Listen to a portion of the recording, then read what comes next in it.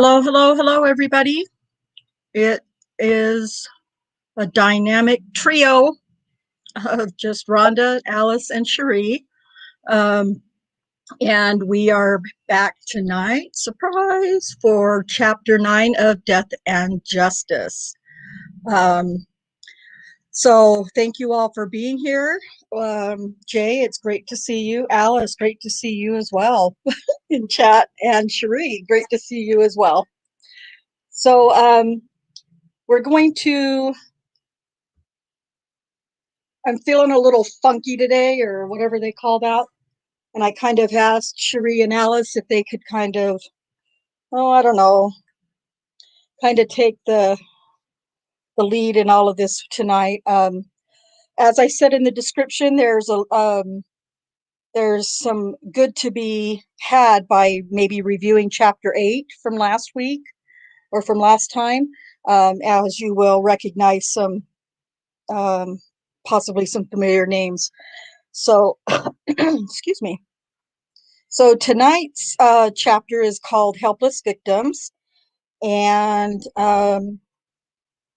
it talks about, of course, wrongful conviction case of Robert Lee Miller Jr. and how he was, I was going to say misdiagnosed, that's not the right word. Well, he was wrongfully convicted and sent to death row by the death row machine of Bob Macy and Joyce Gilchrist. So, Alice or Cherie, I know you've written a synopsis of your opinion of the chapter. Do you want to start out reading with us tonight, or or going over your thoughts? Okay. Well, the opening statement talks about Jim Fowler, whose son was convicted and executed in chapter 8. And 4 months after his son was sentenced to death, his mother was murdered. So I think it says something about Jim Fowler, that he's still fighting against the death penalty even after his mother was killed. So Right. What do you two think? Alice? Yeah, it definitely does say something about Jim Fowler. Losing his son to the death penalty like that was hard for him to take. But then for his mother to be murdered, you would think somebody would want that kind of punishment. So it just goes to show you the kind of character he was, and was still buying for states to not have the death penalty. Right. Yeah, it was truly. Hi, Jack, and JD also in chat. Hello. I think I said hello to JD in the beginning, but hello again anyway, and hello, Jack. Yes, so now we can calm down. Jack's in the house. um, so right. I, as you guys remember, I was rather moved by chapter 8, and I if you've listened to my recording, you will have heard within that first chapter that I was when I read that first line, I could just play it for you, but let me just play that first line and that first paragraph for you, um, per my recording.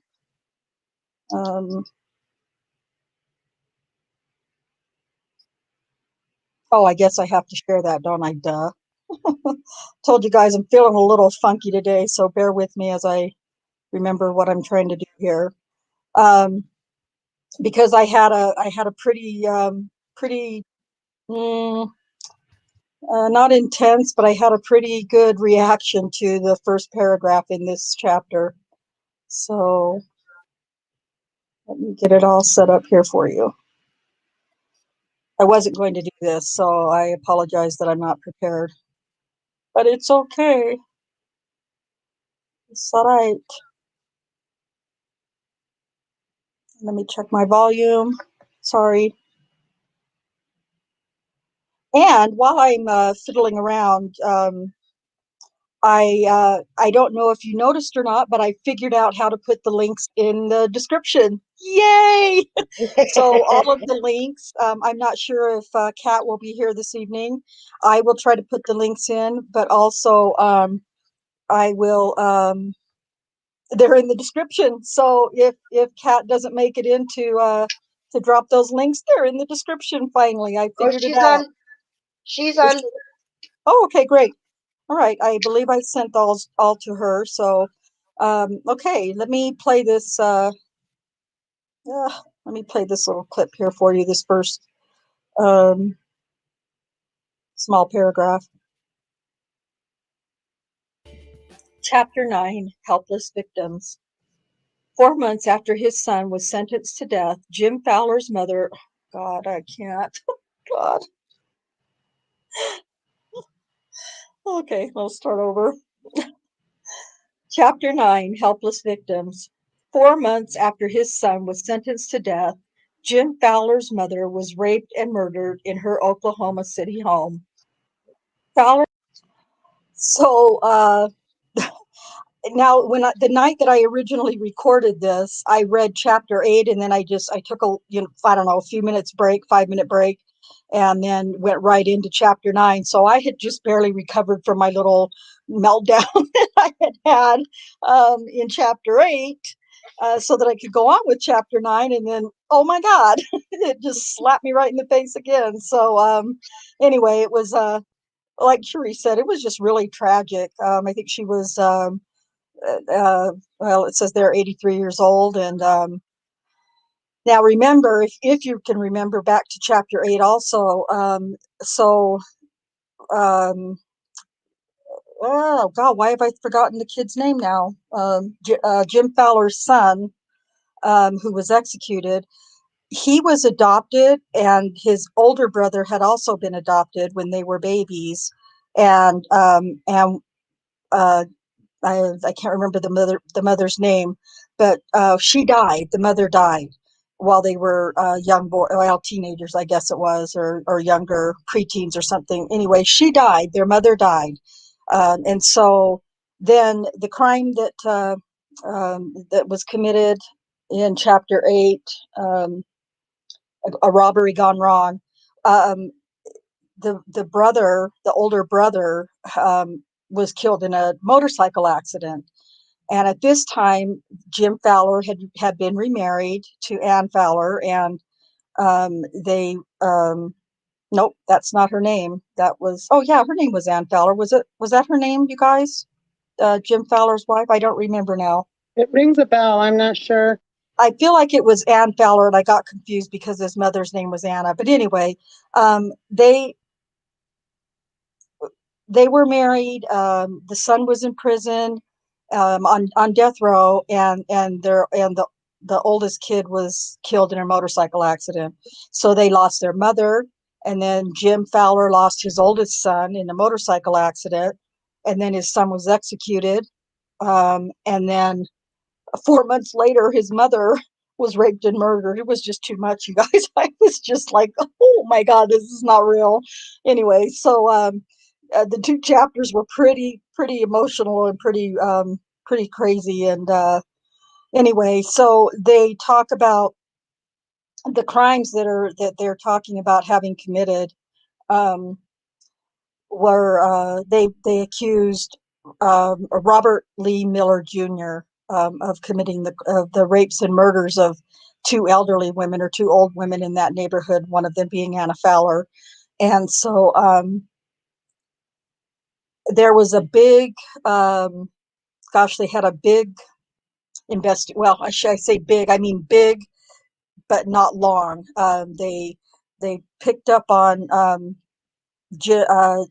Robert Lee Miller, and Robert Lee Miller was not, um, they never really clarified if he wasn't retarded or, anything like that.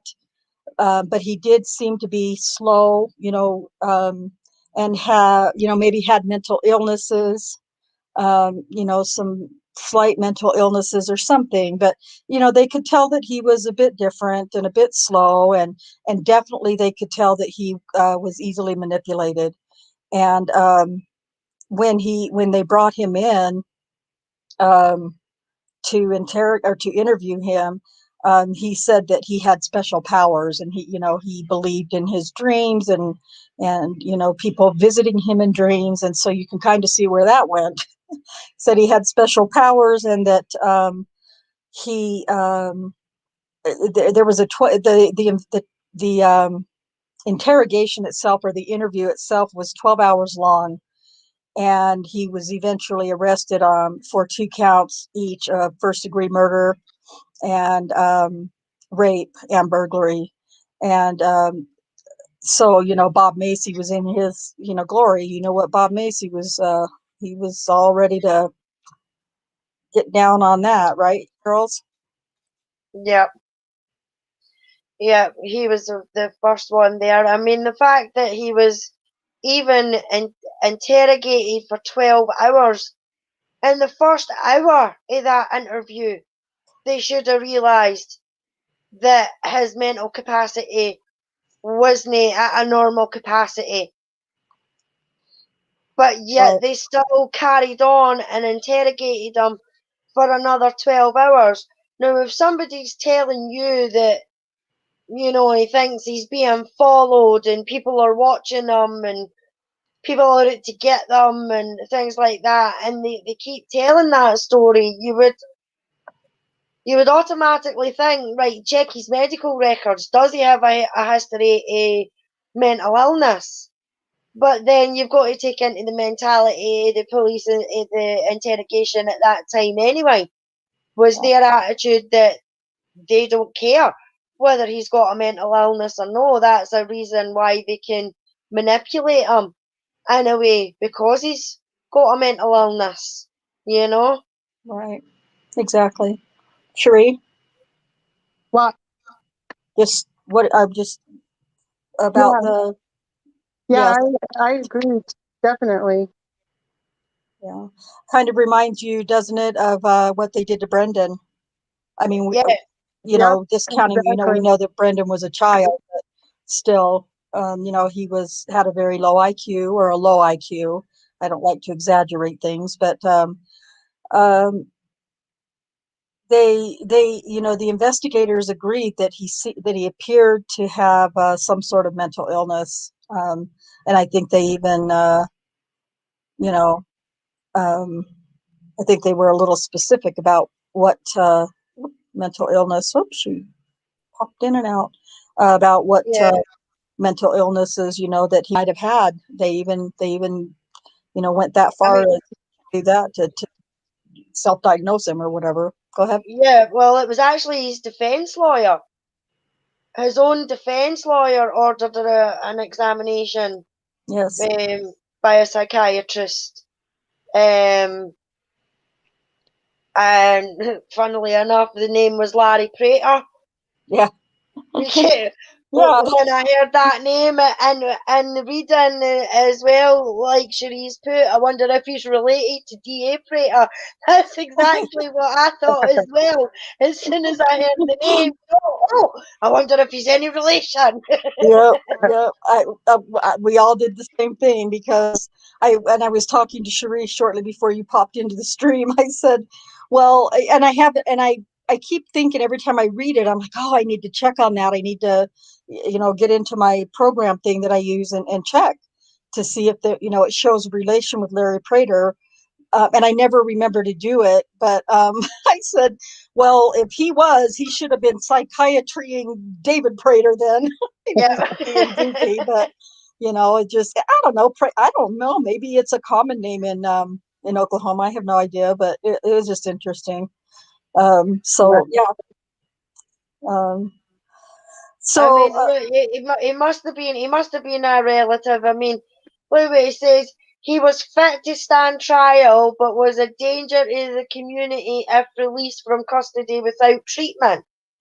Well, if he's fit to stand trial, why does he need treatment? Right. You Yes. know, that's just back to front. You know what I mean? If you're needing treatment, then there's obviously something wrong. Right. You know, so he's obviously no fit to stand trial because he's needing treatment. Right. And this kind of shows too how little how little time public defenders are able to really spend.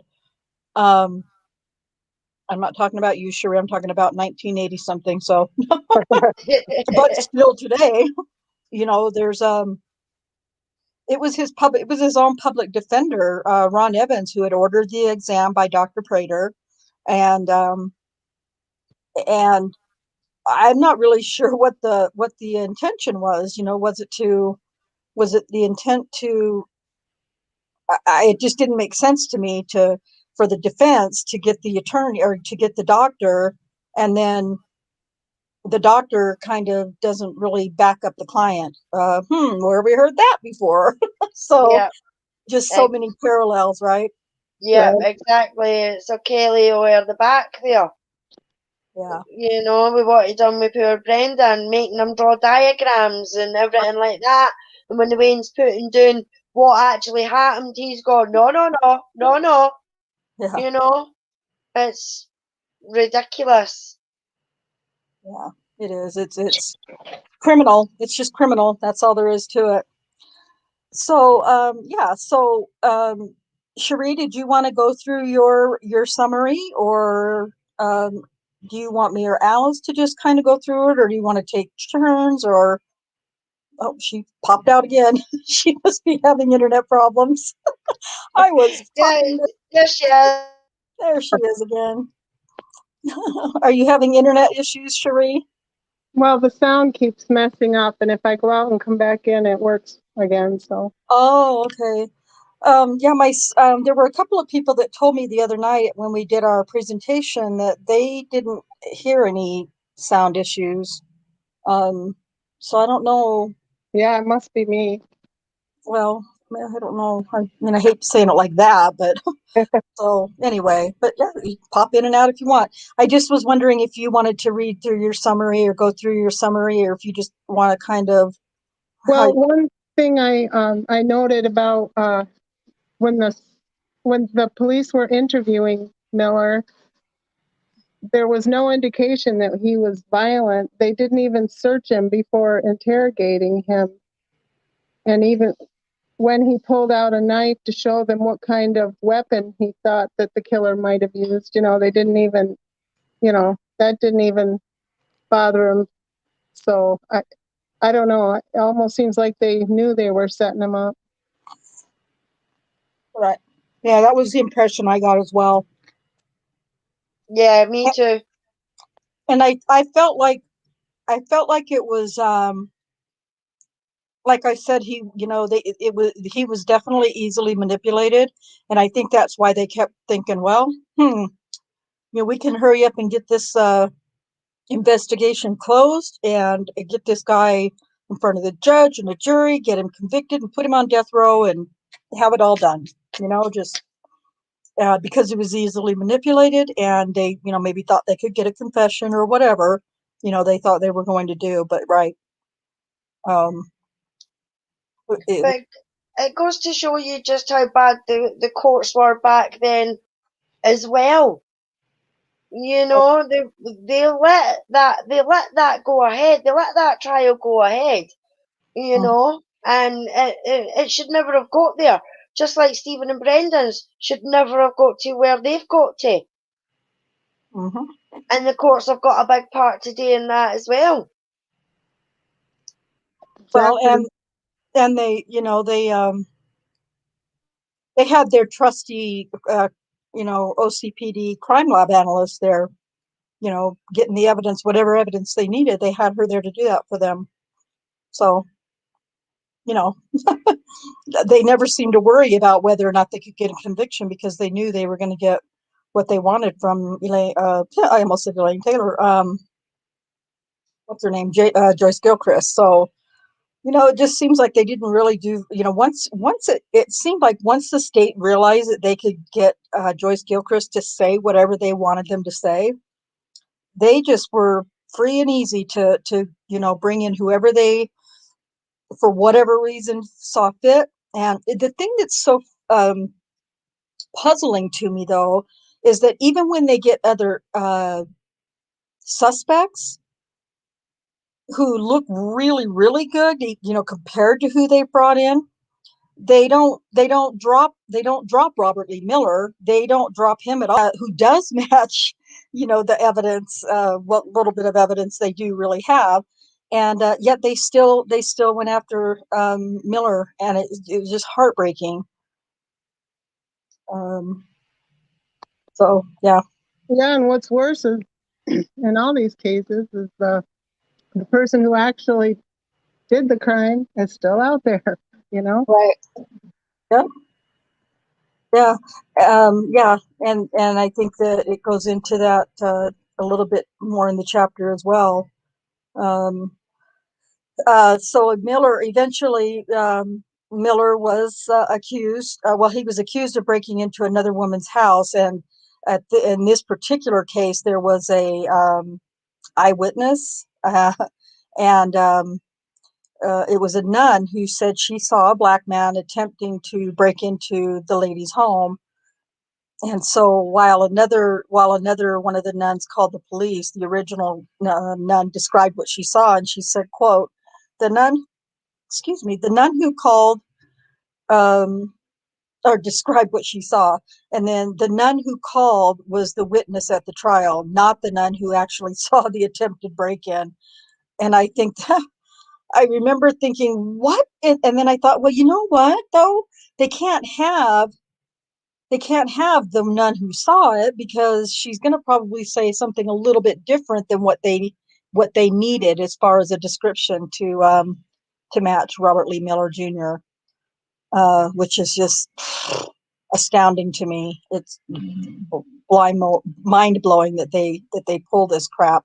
So those two nuns in a house, one of them saw the guy breaking into the house, the other one called, and the one who called, who never saw the guy breaking in, is the one they put on the witness stand.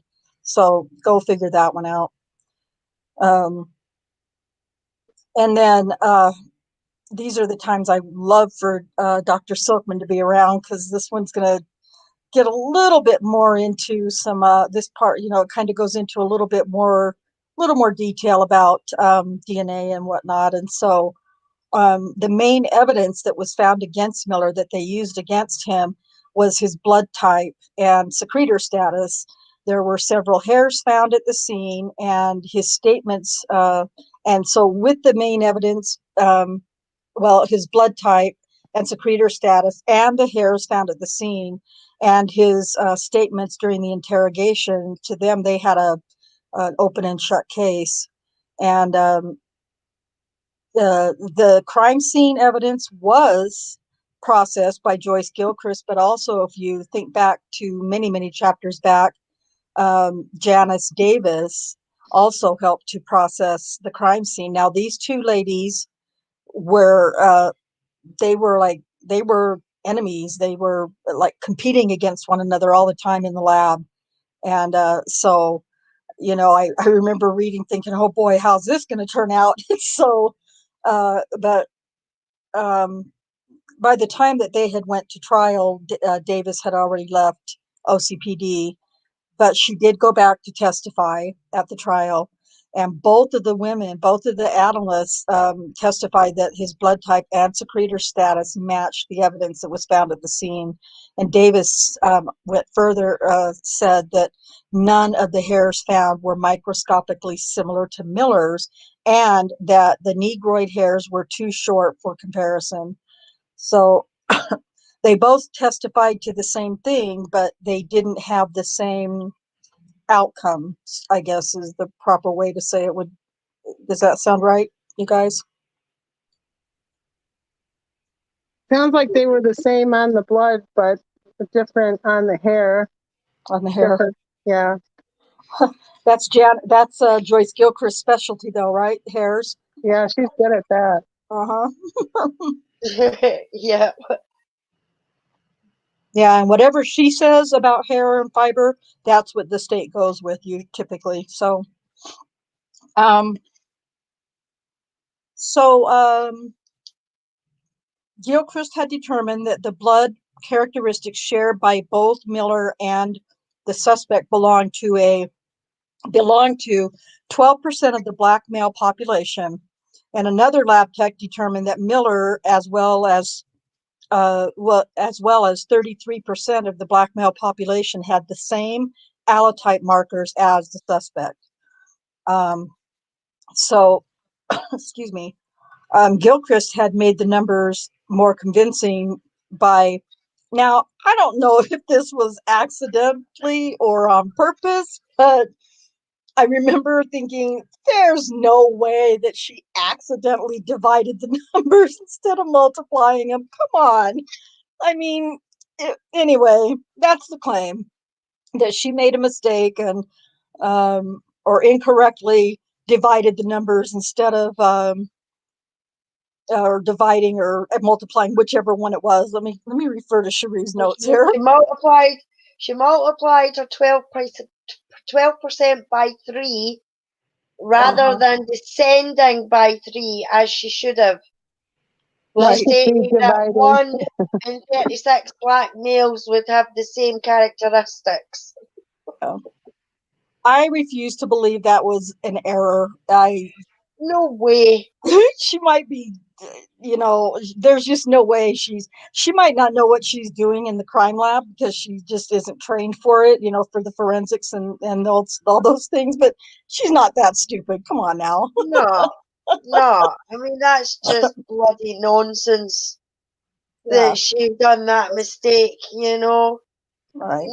No chance. I mean, nowhere past bloody history. No way in hell was that an accident. But then that's her trying to cover her own ass again by saying, oops, it was a mistake. Yep. Well, and just like, which is odd because if we all can kind of think back to some of the other comments made in previous chapters, anytime she gets called on the carpet for something, it's somebody else's fault. So I'm Yep, surprised she didn't blame I did the math right. It just didn't work out. I yep, don't know. I mean, who knows what her mind was thinking like, but so she stated that, so when she did her math, or she did the math her way, so that she stated that 1 in 36 black males would have the same characteristics, but the proper calculation would have led to 1 in 25 rather than 1 in 36. And even worse, those two tests are completely exclusive and they should not have been combined at all. So, you know, that's our Gilchrist. yep. Um, so Gilchrist stated that the hairs from the scene were too short for comparison, but yet she still testified that there were points of similarity between Miller's hair and those from the crime scene. Um, she's a walking contradiction. Um, yep, they were too short, but I managed to find it anyway. So um, now I'm going to let you chit chat for a minute, ladies, while I grab my sticky note here. 1434. I'm going to play a little segment here of I just cracked myself up, and so I just couldn't resist playing it for you guys. I was having such a crack up about it, and I couldn't quit giggling, and so I thought, you know what? Instead of me just reading how ridiculous this is, I'm just going to read me recording it and share that levity with all of you. I go from crying one week to laughing the next. So let's see if I can get that. Probably not right at the right spot, but let's see. Let me see. Let me get that back on. Oh, there we go. Okay. Okay. Prepare to think I'm either a weirdo or it's just funny. You guys can decide. Maybe it's both. Here we go. Minutes long. Whoops. To whom these hairs belonged, she could be certain that they were not Miller's. Gilchrist then testified that two animal hairs found on the sheet used to remove Cutler's body were consistent with those from a Rottweiler named Bear with whom Miller had frequent contact. Gilchrist admitted that animal hair comparisons were even less conclusive than those of humans, and also stated that she could not determine the species, I think she means breed, of dog. Sorry.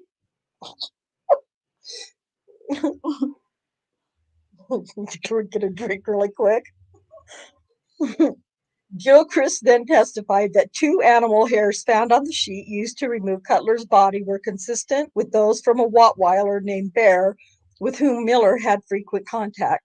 Gilchrist admitted that animal hair comparisons were even less conclusive than those of humans, and also stated that she could not determine the species, I think she means breed, of dog. I can't identify the species of a rabbit or the species. Sorry, you guys. It's killing me.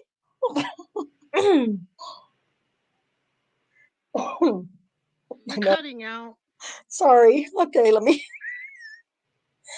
You sure it's not me laughing? Because I'm just laughing at this thing. Okay. Okay, here we go.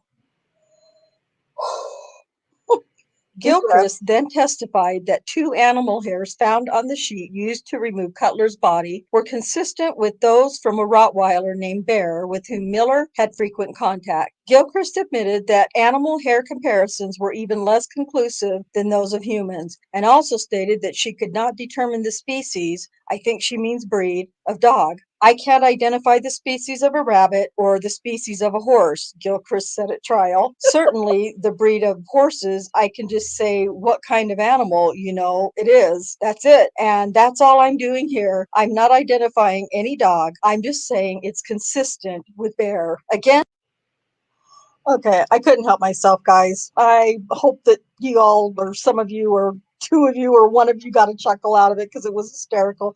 And it was a little later at night when I was reading. and I had read a whole chapter and a half already. I was a little tired, but oh It my was God. just the way that you still tried to continue, but you could hear it in your voice that you were trying to stop yourself from laughing. I really was. Even when I finally got it, I was like, I just thought, nope, I can't do it again. I gotta keep it real. So I just, here again. I don't know if I can even talk about it. So maybe she is stupid. Maybe she did do the math wrong in just out of stupidity because she couldn't even. Yeah, I mean, if she's saying species for a dog, I mean, then. And the funny thing, you guys, those of you in chat who were like, "What the hell's so funny?" is that she kept saying it over and over. She just kept saying it. I can't identify the species of a rabbit, and I can't identify the species of a horse. I'm sorry. And she can't do math. Sorry. Here we go. Okay. Oh my God. So anyway, I thought I'll just play that little clip for everybody so that it's right. Yeah, exactly. Exactly, Cat. Doesn't help that the dog's name is Bear.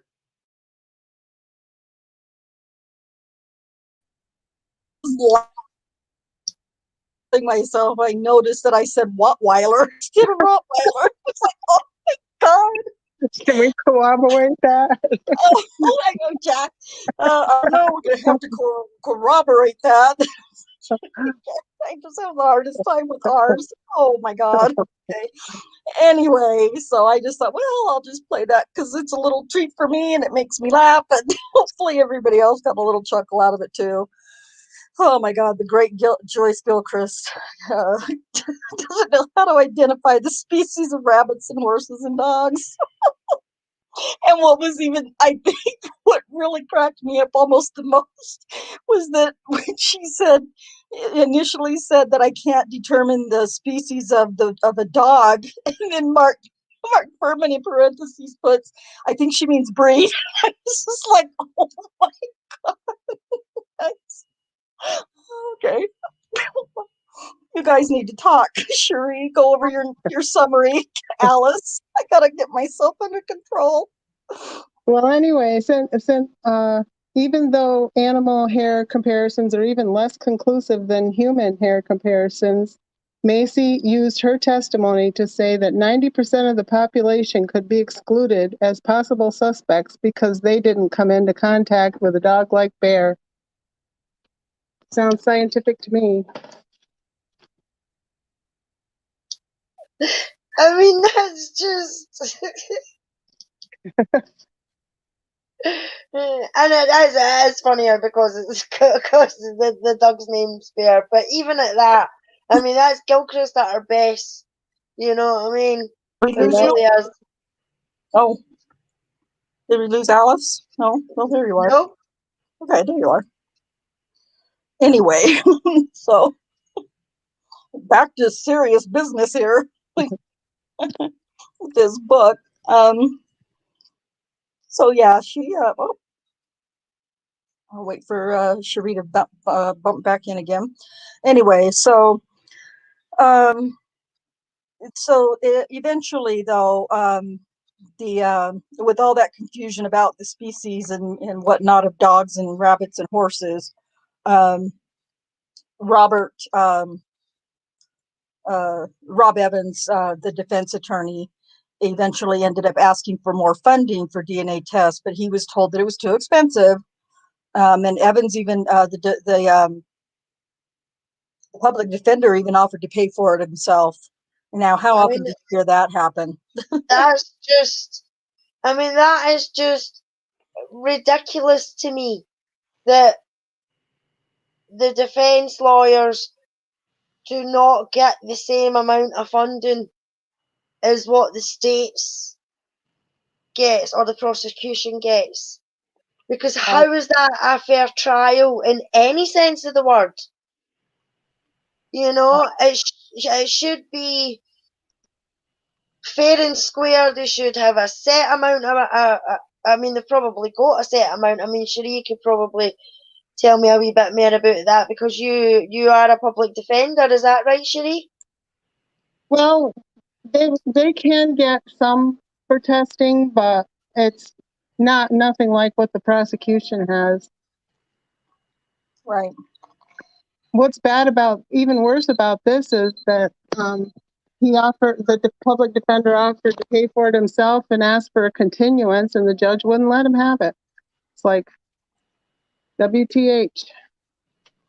Yeah, yeah, Or what the exactly. hell? And that goes to show you, even back then, the courts are just as bad now as what they were back then, and it seems like nothing has changed. Maybe some things have changed, but some mentalities and things like that haven't changed. Right. Well, I think it's changed in the sense that it's gotten worse, um, because it's been allowed to get away with for so long. So it just gets worse and worse, it seems like. Or maybe we just, I don't remember who I was speaking with recently, but we were talking about, it just seems like it's just happening more and more and more. And maybe it's not so much that it's happening more and more and more, but it's just more, it's being talked about more. Um, possibly investigated more. But who can really say? But when we look at these cases, in Furman's book, we're definitely seeing, horrible miscarriages of justice. Um, and that's just in Oklahoma. I wanted to share, well, before I'll share that near the end, I guess.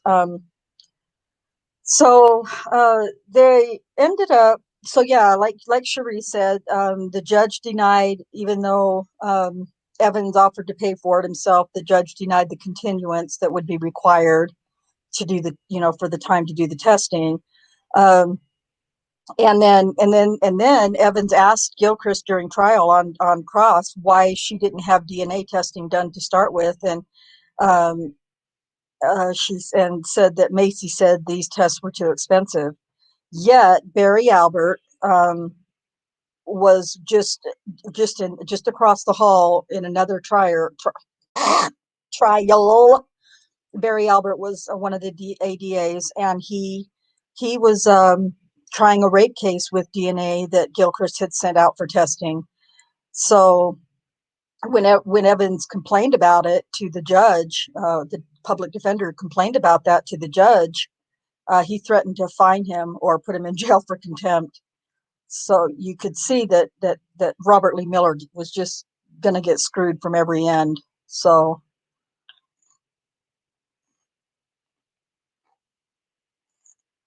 yeah. Anyway. Yeah, you can. I mean, you can definitely see that. I mean, why did they not let the defense ask her about the DNA test done? Right. I just don't understand that. Why did he object to that? I mean, if he wasn't allowed to do any testing or anything like that himself, and the state is the only one that done the testing, and the person who done the testing is on the stand, so why can he not ask that question? Well, and the person who's on the stand doesn't know the difference between a species and a breed. So, that should have been considered. That should have been a big deal, but it wasn't, apparently.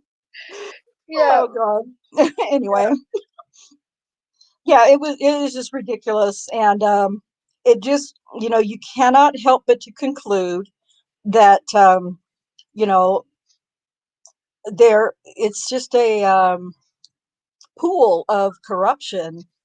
Um and the only ones invited to go swimming are the people on the state side and the judge, who is not supposed to be on any side, but clearly in most of these cases the judges were, you know it's, from we've been reading, the judges are mostly you know finding in favor of the state no matter what the situation is. Bob Macy and his little protege Barry Albert, they were um, they got to do pretty much whatever they wanted, or they got whatever they asked for. Whereas if you're on the defense side, you're pretty much, and that's why they say um, poor people get sentenced to prison all the time, because poor people don't get acquitted, because they and how much have we seen that? Um, we know that from Stephen and Brendan's cases, and then you compare that with O.J. Simpson, who had all the money that in the world to buy an acquittal. So anyway, so so they go to court with Robert Lee Miller, and the state used as part of their presentation the 12-hour interrogation investigation. I keep saying investigation. They used that 12-hour interrogation, and it was clear to see that the police had taken advantage of Miller's mental illnesses.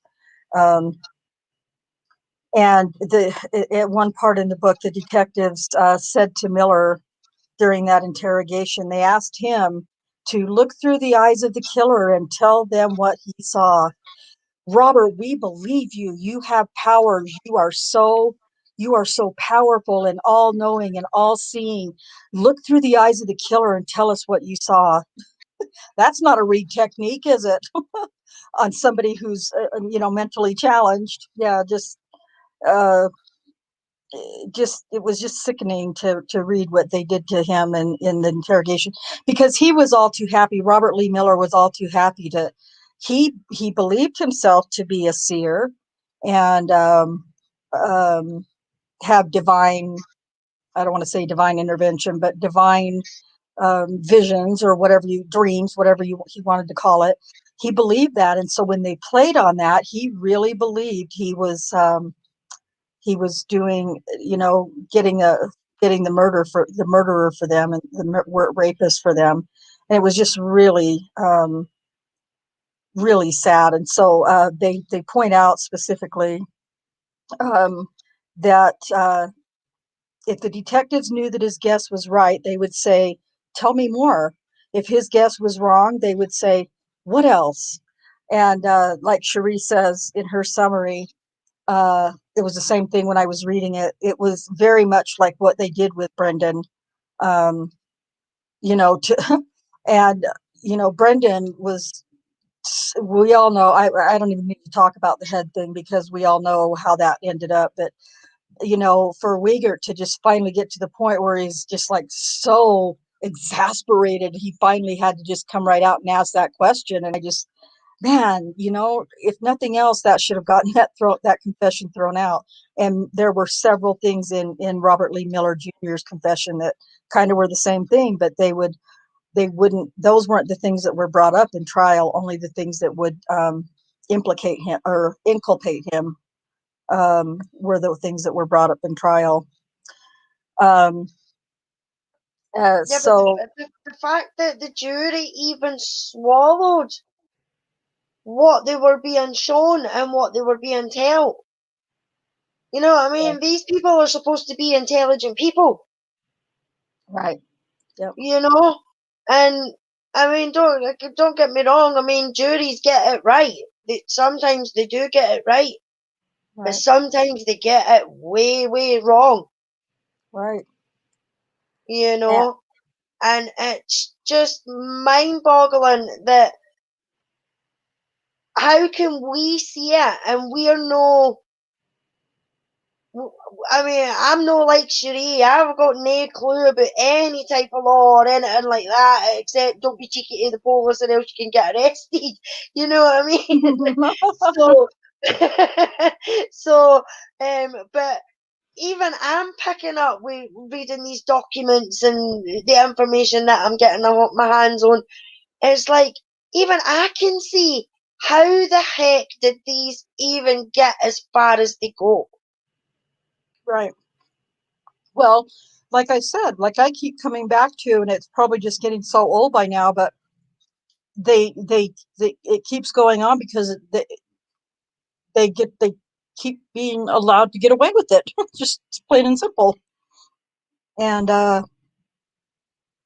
that's the one of the things that we've got to try to figure out how to figure out and how to remedy or fix or do away with something. It's just I mean, it's mad. I mean, even with the public defender side of things, I mean, here in the UK, I mean, if I was to go out tomorrow and rob a bank tomorrow, and I didn't have a lawyer when I turned up at court, there would be a lawyer in that court that would be able to take my case then and there, right. you know, And and they're called the public defender. And it's, I just don't understand because it's definitely not a fair-sided justice system, and a lot of them say that that's what they're after and that's what they want is justice. Well, justice needs to work both ways. You know what I mean? Your constitution says everybody's entitled to a fair trial, innocent until proven guilty. A lot of these cases, it's the Stephen who's the victim, and Teresa is obviously the biggest victim in this because the way it's working out is that lassie might not get justice at all, but I know Stephen is innocent, and when it's that much is pointing to it and nothing's getting done about it, it is shameful. And it's the same with Daniel. More and more's coming out about him and all. And he really needs to get a new trial. He really does. And hopefully things will go that way for him. Yeah.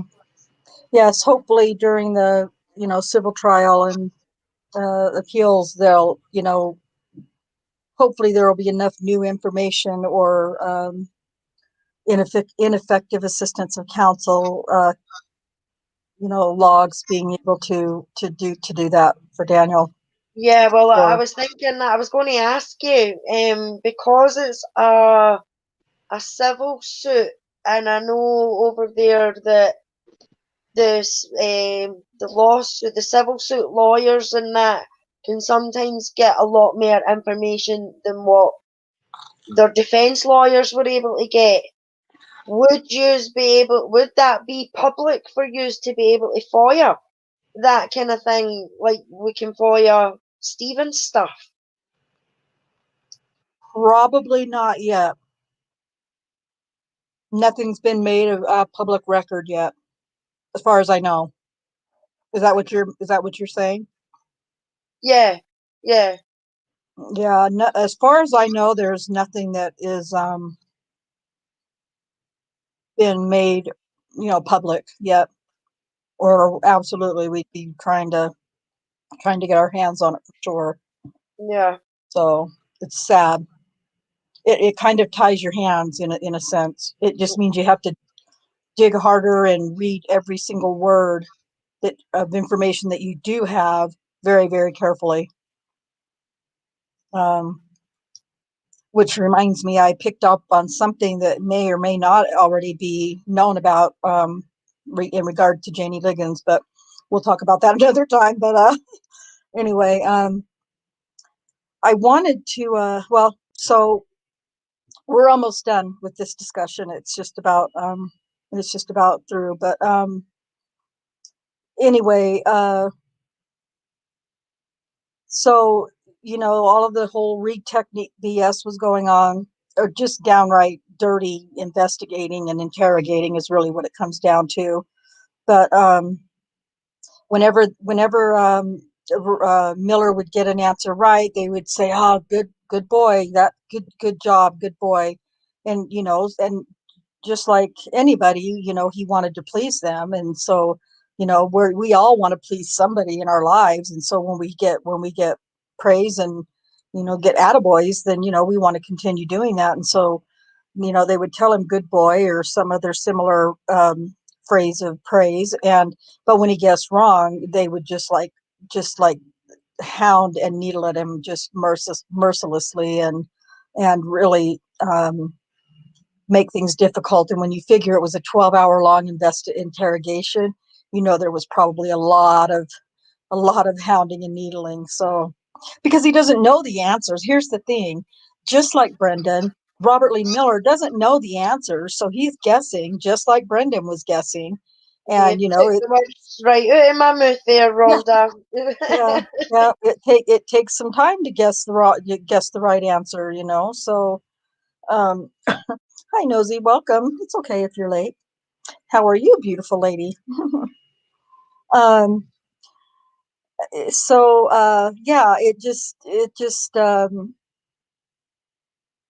even though Robert Lee Miller was an adult at the time of this, taking place in his life, this interrogation, it still was very reminiscent of what Brendan went through. And the only difference was that Brendan was a child and he was emotionally and mentally abused. Yeah, But so was Robert Lee Miller. He was just an adult, a little older than Brendan. So yeah, and he's facing death row.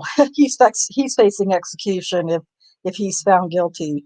Um, but just like in Brendan's trial, all of the really important interrogation video um, or audio didn't get seen or heard by the jury, and it was the same. It was pretty much the same thing with the jury in Robert Lee Miller's case. They didn't hear about all of the times that Miller guessed wrong in his interrogation. They only heard about all the times that he guessed close to, or got the right answer that they wanted to hear. They didn't hear about the wrong answers. So excuse me. So there was a defense attorney that stated that said to Cherie, why don't you read that part? The defense attorney who stated to Mark Furman That if you show an Oklahoma jury at any interview, no matter how little sense it makes, and tell them it's a confession, they will accept it. yeah. That's pretty well, it doesn't give much credibility to the juries, right? I mean, they're I don't know, I find it offensive. Yeah, I thought it was Yeah, kind of rude. yeah, yeah, it's very offensive. Like our Oklahoma juries are so stupid that if you just tell them there's a confession, they will buy it. And I just think, wow. Okay. Well, and you know what? You can't even. Of course, this is back in the late '90s that this was all. Well, this case was in the '80s. Well, what year was it? '80. I think it was '86 that the trial of this trial took place. But at any rate, um, it just doesn't really say much for the way the state. I'm not making myself. I'm really struggling to figure out how to say this. It's like the state knows that their citizens are a bunch of idiots, not what I believe, but it's what they seem to believe. And all we got to do is just, give them a good, nice, healthy dose of word salad and a little bit of cheese on the side and some extra ranch dressing, and they will just lap it up, like they've been starved to death, and it's really kind of offensive. But you know what? If that's how the citizens are going to continue to vote in their state officials, then it's really on them.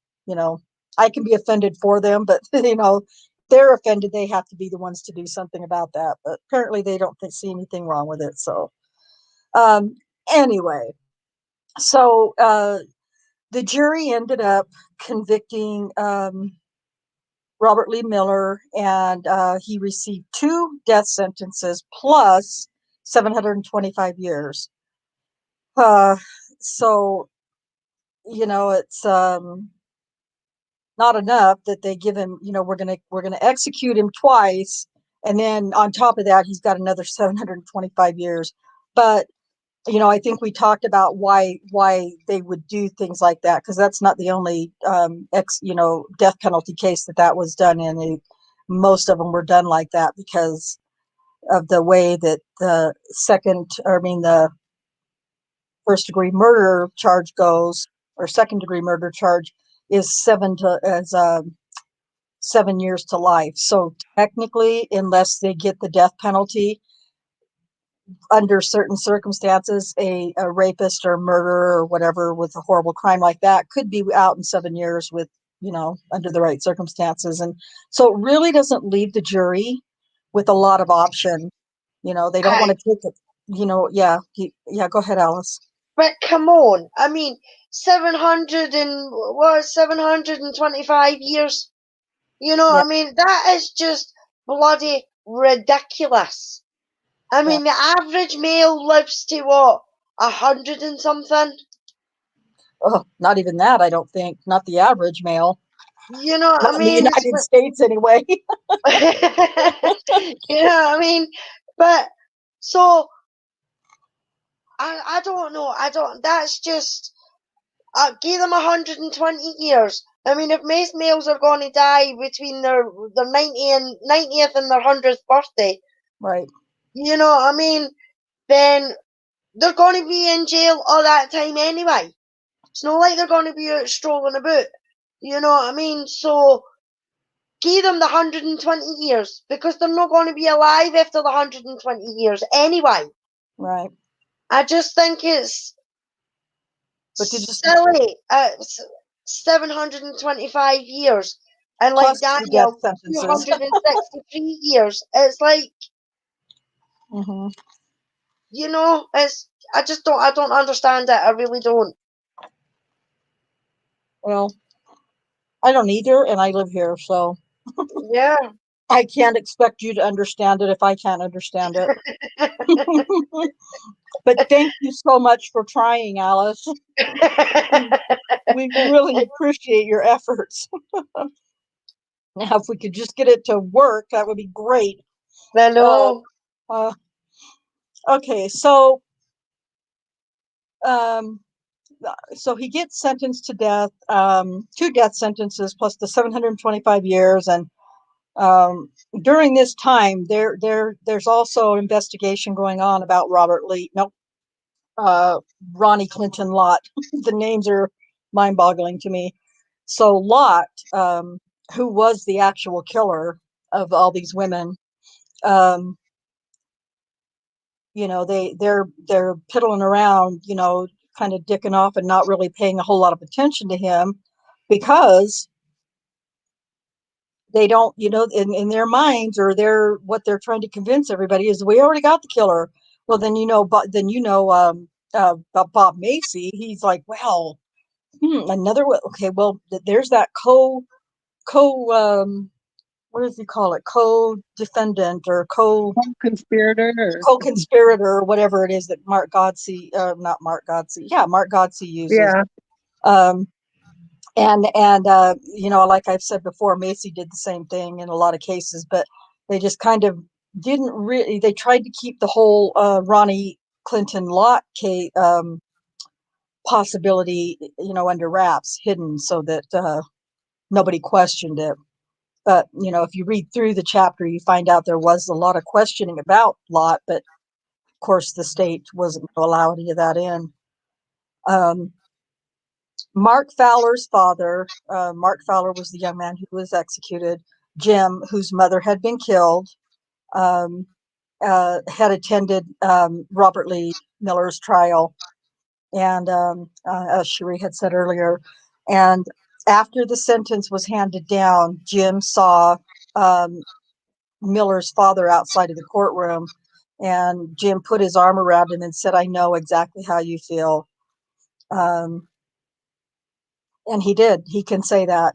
He could say, "I know exactly how you feel," because he just had been through it, a year earlier, a couple of years earlier with his own son. Excuse me. And he had vowed to his son, he promised his son, before he was executed, that he would fight against the death penalty from then on. And if you can, remember back to the beginning of chapter 8, Jim Fowler was a very staunch believer in the death penalty, as apparently a lot of Oklahomans are. And but it definitely changed him. And I believe that Jim Fowler is still active in advocacy against the death penalty at this point. So the detectives, Fowler and Woods and David Shoup, Bill City of Oklahoma City, and Joyce Gilchrist all received certificates of achievement for their work in this case. There's a lot of certificates for achievement in cases in Oklahoma, it seems like.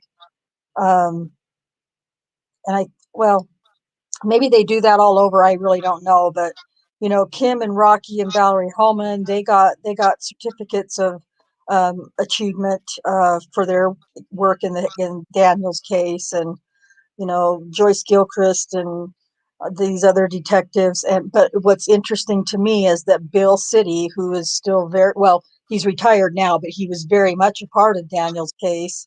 Um, uh, it was part of this Robert Lee Miller case as well.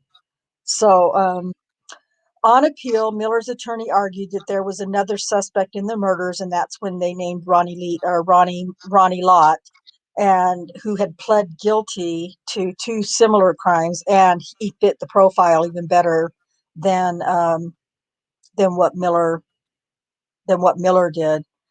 And so that initial appeal was denied.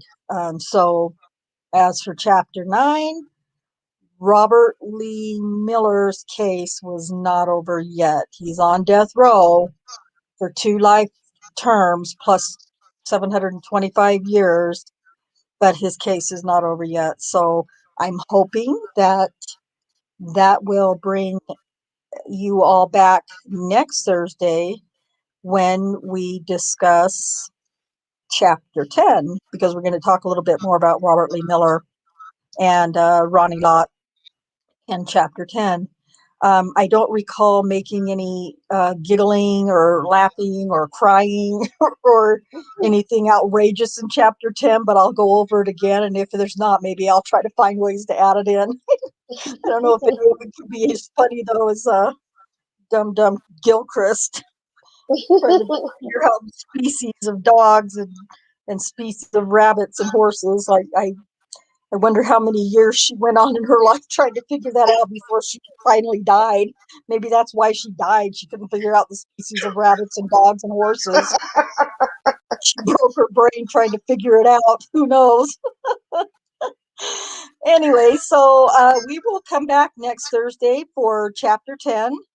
And we're just about to wind this book down, guys. We've got just a few more chapters to go, and then there's a pretty interesting epilogue that we'll go through after the chapters are over.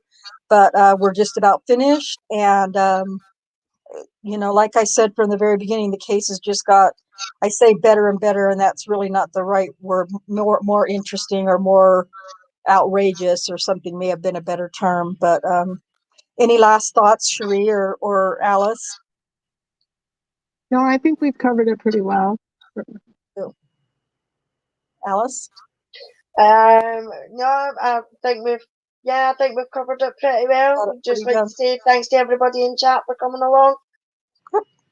Yep. And if you want to get caught up to where we're going to be next week in chapter 10, all of the recordings are in Daniel's Truth in the audiobook section.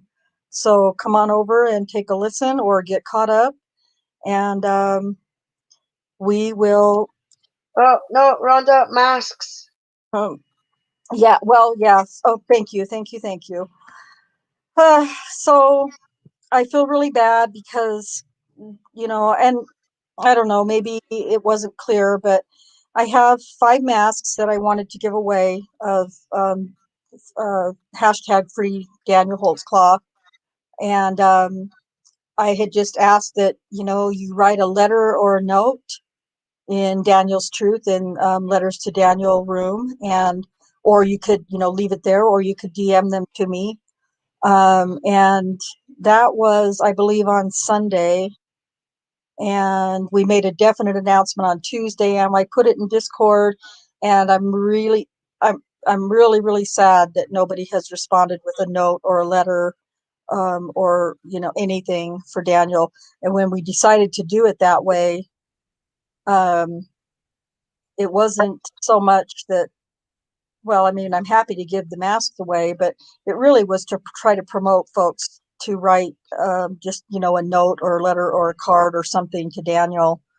And that was really what the hope was for that. And anyway, so I guess I'll just leave that open. And, the first 5 people who managed to DM a letter to myself or Cherie or to Alice, or just leave it in the letters to Daniel room.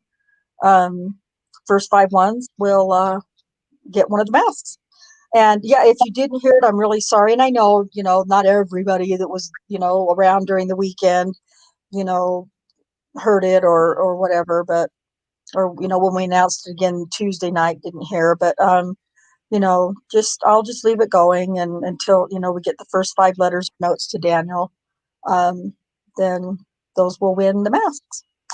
And if that is all, don't forget to please like and share and subscribe, if you will. Leave comments for us, because you know what? Here's the other thing. If you have any suggestions or ideas of things that you want us to talk about with Daniel's case, or the book, for sure. And just for those of you who don't know, the book doesn't really apply to Daniel. He was reading it along with us, and then, giving his notes and his feelings about what was what was being said in the chapters. And in my last letter that I got from him, he said it's too much for him. It just makes him too angry. And he really just, I don't know how far he ended up getting, but he said that he didn't even want to read any more of it. He was so disgusted because he saw so many similarities in the book compared to what happened in his own case. So it was really difficult for him. But we're not going to quit. We just, like I said, we only have a few chapters left, so we're going to finish it up, of course. And, but, if you have any suggestions or, other things you'd like us to talk about, at least on our Tuesday night shows for sure, leave us a comment so we know, what kinds of things you want to hear. And whatever information I have that I can give, I will absolutely answer whatever questions I can. And I believe on Tuesday we will start going over the accusers again. We'll get back to that. It was a little bit longer than what we expected, but we're gonna try to get back to it Tuesday and start talking about the accusers again. So until Tuesday, or unless and until we see you in Discord, I guess we will sign off for now. Peace out, everyone.